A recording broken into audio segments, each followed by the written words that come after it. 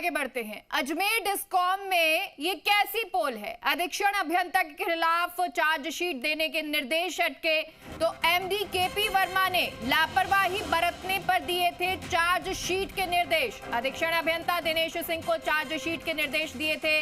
Discom सचिव ने 1 महीने से अटका रखी है फाइल, तो चार्जशीट के निर्देशों की फाइल को अटका रखा है। 6 महीने से चल रही जांच के बाद डिस्कॉम एमडी ने कदम उठाया था, लेकिन डिस्कॉम सचिव अधीक्षण अभियंता पर मेहरबानी कर रहे हैं। तो क्या सचिव मिलीभगत के चलते कर रहे हैं ये बड़ा खेल, ये बड़ा सवाल? आखिरकार अधीक्षण अभियंता पर सेक्रेटरी की मेहरबानी के पीछे राज क्या है? अधीक्षण अभियंता पर अनियमितताएं बरतने के आरोप लगे हैं, तो ठेकेदारों को करोड़ों के वर्क ऑर्डर जारी करने के आरोप।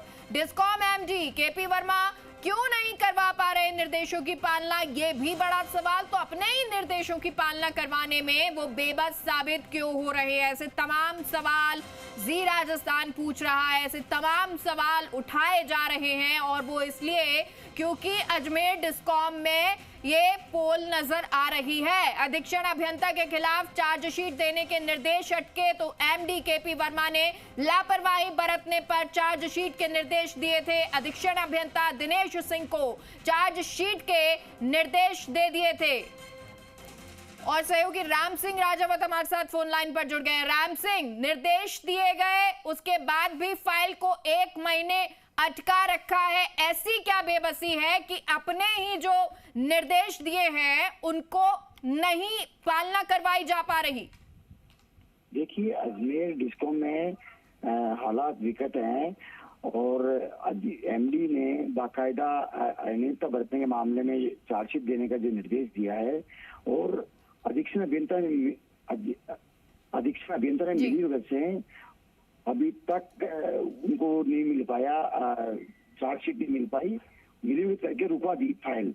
इस मामले की चर्चा का विषय बना हुआ है वहाँ पे।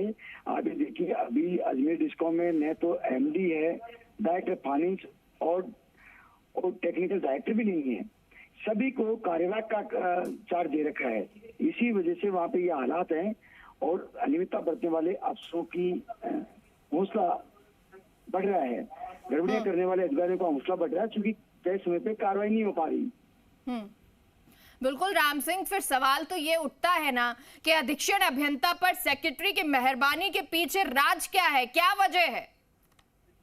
अब चर्चा अधिकारी दबी जुबान से स्वीकार कर रहे हैं कि बड़ी मिलीभगत है, इसकी वजह से चार्जशीट नहीं मिल पा रही। जबकि छोटा कोई कर्मचारी होता है उसको तत्काल चार्जशीट थमा दी जाती है, और इस करोड़ों के जो टेंडर हैं उसमें अनियमितता के जो आरोप हैं, भ्रष्टाचार के आरोप हैं, इसके कारण अधिकारी ने कोई कार्रवाई नहीं करी। सेक्रेटरी की मिलीभगत सामने आ रही है, ये अधिकारियों का दबी जुबान से कहना है।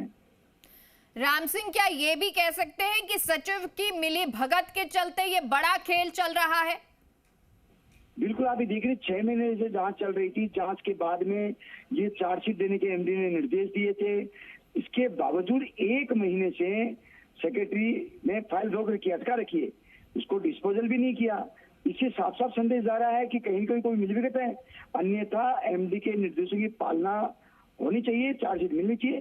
फिर दूसरी बात ये भी है कि आखिर एमडी अपने जो निर्देशों की पालना क्यों नहीं करवा पा रहे हैं? क्या एमडी पर भी ये बड़ा सवाल खड़े हो रहे हैं?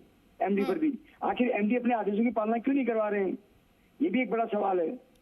राम सिंह, तो जब सवाल एमडी तक पहुंच जाता है, फिर आखिर में ये पूरी व्यवस्था ठीक कैसे होगी? क्योंकि अगर एमडी अपने निर्देशों की पालना नहीं करवा पा रहे तो नीचे जो है वो फिर अपने हिसाब से चलेंगे।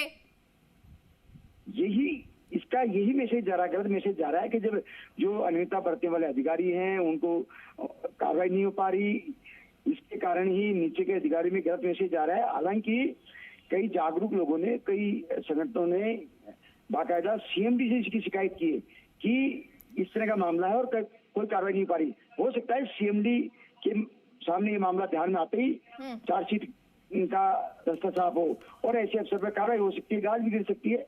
सीएमडी को शिकायत की गई इस मामले में। चलिए ठीक है, बहुत बहुत शुक्रिया आपका राम सिंह तमाम जानकारी के लिए।